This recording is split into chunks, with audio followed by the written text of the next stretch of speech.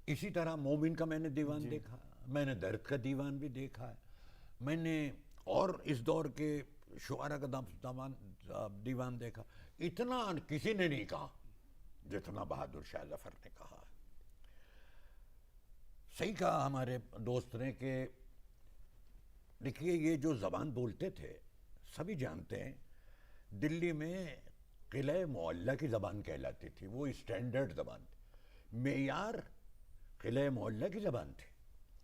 اور وہ قلعہ معلیٰ کس کی زبان، کون رہتا تھا وہاں؟ بہادر شاہ ظفر رہتے تھے، وہ اس کے صدر تھے اس زندگی کے جو قلعہ معلیٰ کی زندگی تھی. یعنی پوری دلی والے بہادر شاہ ظفر کی زبان کی پیروی کرتے تھے، بالکل بہت خوب. ذوق ہوں، غالب ہوں، وغیرہ وغیرہ.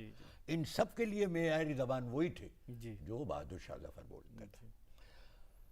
میں آپ سے کیا عرض کروں، دیکھیے ایک تو غالب ہیں ہمارے، سب جانتے ہیں کہ غالب عوام کے شاعر نہیں تھے. ہم جب غالب کا داغ سے مقابلہ کرتے ہیں تو ہم عام طور پر یہ کہتے ہیں کہ دیکھیے اردو کو رائج کرنے، اردو کو محبوب بنانے میں جو رول داغ نے ادا کیا وہ غالب نہیں کر سکے. وجہ کیا تھی؟ وہ زبان کی بات تھی. دیکھیے ہم عام آدمی وہ زبان آسانی سے نہیں سمجھ سکتا جو غالب بولتے ہیں. غالب جب بولتے ہیں معلوم ہوتا ہے ایک فاضل انسان بات کر رہا ہے، ایک وہ انسان بات کر رہا ہے جس کا بیک گراؤنڈ علوم و فنون اور ایک 1200 سال کی ادبی تہذیب کا امین ہے. وہ بول رہے ہیں. ظفر کو دیکھیے معلوم ہوتا ہے کہ وہ تو عام آدمی سے بات کر رہے ہیں.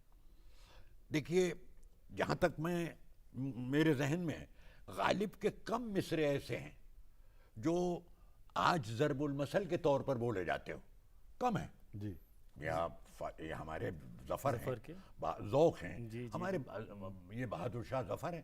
میں ایک شعر سناتا ہوں آپ کو. دیکھیے دلی والے، میں باہر کی بات نہیں کر رہا، دلی والا، میں ظاہر دہلی والا ہوں، میرے دادا بہت معمولی پڑھے لکھے تھے، لیکن جب ان کی زبان سے کوئی ایک آدھ شعر نکلا میں نے سنا، وہ ذوق کا ہوتا تھا یا ظفر کا، یا ظفر کا ہوتا تھا. تو عوام میں جو لوگ مشہور رہے وہ ذوق تھے اور بہادر شاہ ظفر تھے. دیکھیے آپ شعر، اس کا دوسرا مصرع میں آپ کو کیا بتاؤں کس قدر بامانہ، اور دلی والے آج تک اسے بڑے فخر سے پڑھتے ہیں حسب حال. ان کا ایک شعر ہے، کوئی کیوں کسی کا لبھائے دل. اب دیکھیے زبان، دیکھیے آپ اگر غالب کو پڑھیں آپ الگ بتائیں گے کہ تو دیکھو بھائی غالب ہے، یہ ظفر ہو ہی نہیں سکتے، یہ ظفر نہیں ہو سکتے. کوئی کیوں کسی کا لبھائے دل، کوئی کیا کسی سے لگائے دل. کوئی الفاظ، کوئی لفظ دیکھیے مشکل ہے. اب اگلا مصرع دیکھیے جو ضرب المثل کے طور پر دلی میں آج بھی استعمال ہوتا ہے، وہ جو بیچتے تھے دوائے دل وہ دکان اپنی بڑھا گئے. بہت مشہور مصرع. دیکھ رہے ہیں آپ، بہت وہ اپنے پوری ایک 300-350 برس کی پوری جو ان کے خاندان نے یہاں حکومت کی، جو اس خاندان نے یہاں ایک تہذیب کو جنم دیا، اس کو فروغ دیا. اور وہ کیا تہذیب اور فروغ کلچر تھا، وہ ایک دوسرے سے مل بیٹھنے کا، وہ مختلف مذاہب کے لوگ، مختلف کلچرز کے لوگ، مختلف زبانوں کے لوگوں کو اکٹھا کرنے کا، مشترکہ تہذیب کو بھی انہوں نے. بہت اہم بات کی طرف آپ نے اشارہ کیا. شعیب رضا خان صاحب، میں آپ سے وضاحت چاہوں گا کہ بہادر شاہ ظفر بھی ہماری ملی جلی تہذیب کے ایک بہت بڑے سمبل تھے. تمام مذاہب کا احترام کرتے تھے، اور چاہے ہولی ہو یا دیوالی ہو، محرم ہو، عید، بقرعید، سب کا سیلیبریشن جو ہے وہ لال قلعے ہی میں نہیں باہر بھی ہوتا تھا، ان کی نگرانی اور سرپرستی. تو میں چاہتا ہوں کہ 1-2 منٹ میں آپ اس کی طرف اشارہ کریں. بالکل. دیکھیے جیسا پھول والوں کی سیر، یہ سب جیسے آپ نے فرمایا، پھول والوں کی سیر کا ذکر کرنا بہت ضروری ہے. اور یہ انہی کے زمانے میں یہ تمام جو رواج تھا، رسم و رسومات، یہ رائج ہوا اور آج تک اس کو دلی والے مناتے ہیں. دیکھیے بہادر شاہ ظفر کے یہاں ایک سب سے بڑی خوبی یہ تھی کہ مشاعرے وہ منعقد کراتے تھے لال قلعے کے اندر. اس میں غالب شریک ہو رہے ہیں، ذوق شریک ہو رہے ہیں، مومن شریک ہو رہے ہیں، یہاں تک کہ داغ بھی چھوٹے تھے لیکن وہ شریک ہوتے تھے. تو یہاں سے جو ایک مشترکہ کلچر بنتا تھا. اس کے علاوہ اس زمانے میں مولوی محمد باقر ایک اخبار نکالتے تھے، انہی کے نام سے وہ پہلے شروع ہوا تھا، سراج الاخبار، جی جی بعد میں اس کا نام دلی اردو اخبار 1837 میں یہ اخبار نکلا۔ تو اس میں جو قلعے کے اندر جتنی بھی چیزیں ہوتی تھیں، جتنے پروگرام منعقد ہوتے تھے، ان تمام چیزوں کی خبریں اس اخبار میں چھپا کرتی تھی۔ تو اس کی وجہ کہا یہ جاتا ہے کہ اردو زبان مغلوں کی ہی دین ہے۔ تو جو اردو زبان کو جو فروغ ہوا، جو پروان چڑھی، وہ بہادر شاہ ظفر کا اس میں بہت اہم رول ہے۔ اور جتنی روایات اور جو آپ جن رسومات کی بات تمام کر رہے ہیں، مذاہب کی سرپرستی، تمام مذاہب کی سرپرستی یا جی کسی بھی قسم کا کسی مذہب کا کوئی تہوار ہو، جی بہادر شاہ ظفر اس کو منایا کرتے تھے، اور ان تمام پروگرام کی خبریں بھی اخبار میں چھپتی تھیں اور وہ لوگوں تک پہنچتی تھی جو اس وقت پڑھے لکھے لوگ تھے۔ بہت خوب، تو اس میں عوام لال قلعے سے اور چاندنی چوک کی طرف کو جو راستہ جا رہا ہے وہ عام زبان تھی، عام بولی تھی، جسے ہم اردو کہتے ہیں، جو میر امن نے استعمال کی باغ و بہار میں۔ بہت خوب ڈاکٹر صاحب، ہمارے پاس وقت بہت کم ہے، میں ایک سوال، بہت ہی اہم سوال ہے کہ یہ جو اندرونی کرب ہے ان کی شاعری میں، اس کے علاوہ بھی کچھ عشق و عاشقی، کچھ ہجر و وصال، تصوف، اس کی بھی آمیزش ہے؟ میں بہت اچھا سوال آپ نے کیا، اور بڑا بنیادی سوال ہے۔ یہ نہیں سمجھنا چاہیے ہمیں کہ ان 4 دیوانوں میں صرف کرب ہی کرب ہے، نہیں، ایسی بات نہیں ہے۔ میرا بھی مقصد یہ تھا کہ یہ عنصر غالب ہے، یہ عنصر ان کے غالب ہے، یعنی اندرونی کرب ابھی کا۔ ہمارے دوست ہیں، آپ نے بھی سوال پوچھا اس سلسلے میں۔ دیکھیے یہ صلح کل کا مسئلہ، یعنی ہم مختلف تہذیبوں کے لوگ، تہذیب کیا کہنا چاہیے، مختلف زندگی کے طریقوں کے لوگ ہم ہندوستان میں رہتے ہیں۔ ہمارے مذاہب الگ ہیں، ہماری زبانیں الگ ہیں، ہمارے رنگ الگ ہیں، ہمارے رنگ روپ الگ الگ ہیں، ہم مختلف لباس پہنتے ہیں، مختلف زبانیں بولتے ہیں۔ ان سب کو اکٹھا کرنا، اس اکٹھا کرنے کے عمل کو ہم نے صلح کل کہا تھا، اور یہ پہلی دفعہ لفظ اکبر کے زمانے میں ابو الفضل نے استعمال کیا تھا۔ اب دیکھیں میں آپ کو 2 شعر سناتا ہوں بہادر شاہ ظفر کے۔ ابھی آپ حضرت نے پھول والوں کے شہر کا ذکر کیا۔ دیکھیے جب یہ انگریزوں کا اور یہ سب زور دلی میں ہو رہا تھا، اور بس یہ تھا کہ اب یہ 2-4 دن ہیں بعد بہادر شاہ ظفر تو بقرعید آئی، یہاں اتفاق برقرار رکھنے کے لیے بادشاہ نے حکم دیا کہ اس بقرعید پر گائے ذبح نہیں کی جائے گی۔ ہندو سینٹیمنٹس کو، ان کے جذبات کی آپ رعایت کریں۔ اب 2 شعر سنیں آپ ان کے۔ وہ کہتے ہیں، ہو صلح کل، ہو صلح کل، اے دل کے سب اٹھ جائے لڑائی۔ دیکھیے وہ فلسفیانہ انداز نہیں ہے، اور جب فلسفیانہ انداز آ جاتا ہے تو وہ پڑھے لکھوں کے لیے تو ہو سکتا ہے، عوام سے اس کا کوئی تعلق نہیں، تو عوام سے کہہ رہے ہیں، تو انہی کی زبان استعمال کر رہے ہیں۔ کہہ رہے ہیں ہو صلح کل، اے دل کے سب اٹھ جائے لڑائی، کافر نہ مخالف ہو نہ دیندار مخالف۔ ایک اور شعر سنیے اسی کے سلسلے میں، وہ کہتے ہیں میری ملت ہے محبت۔ وہ ہے نا ایک بہت مشہور، ایک مجھے مصرع یاد آ رہا ہے کہ وہ میرا پیغام محبت ہے، جہاں تک پہنچے۔ دیکھیے اس کی ابتدا دیکھیے، اس کی ابتدا دیکھیے۔ وہ کہتے ہیں میری ملت ہے محبت، میرا مذہب عشق ہے، نفرت کا گزر نہیں ہے کسی انداز سے، تو میری ملت ہے محبت، میرا مذہب عشق ہے، خواہ ہوں میں کافروں میں، خواہ دینداروں میں ہوں میں۔ بہت خوب، کچھ نہیں، میں تو محبت کا پجاری ہوں، کسی کا کہ تبلیغ۔ یہی وجہ ہے ڈاکٹر صاحب کہ بہادر شاہ ظفر آج بھی اور اس زمانے میں بھی ہر مذاہب کے لوگوں میں ہمیشہ مقبول رہے۔ وہ ایک شاعر بھی تھے، ایک بادشاہ بھی تھے، ایک مجاہد آزادی بھی تھے، لیکن اس کے ساتھ ساتھ ان کی ایک خوبی یہ بھی تھی کہ وہ تمام مذاہب کا احترام بھی کرتے تھے، اور اس کا اثر جو ہے ان کی زندگی اور ان کی۔ شعیب رضا صاحب، بس آخری سوال آپ سے یہ، چونکہ آپ شاعر بھی ہیں، میں یہ کرنا چاہتا ہوں کہ اس دور کی شاعری اور آج کی شاعری، یعنی بہادر شاہ ظفر کا دور جو کہ عروج کا دور تھا بقول شریف حسین قاسمی صاحب کے، اور کہ وہ سنہرا دور تھا، کیا فرق محسوس کرتے ہیں آپ بہت اختصار کے ساتھ؟ دیکھیے جو بھی ہماری اردو شاعری کی روایت ہے، جیسے میں نے میر کا بھی ابھی حوالہ دیا تھا، ہر دور میں شاعر ایک بہت حساس ہوتا ہے، تو جو بھی سماج میں حالات رونما ہوتے ہیں اس کی عکاسی اس کے یہاں ملتی ہے.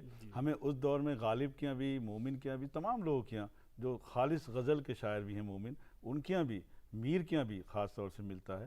تمام جتنے بھی شعراء ہیں، یہاں تک ذوق قصیدے کے شاعر مانے جاتے ہیں، لیکن ان کے یہاں بھی وہ تمام چیزیں ملتی ہیں.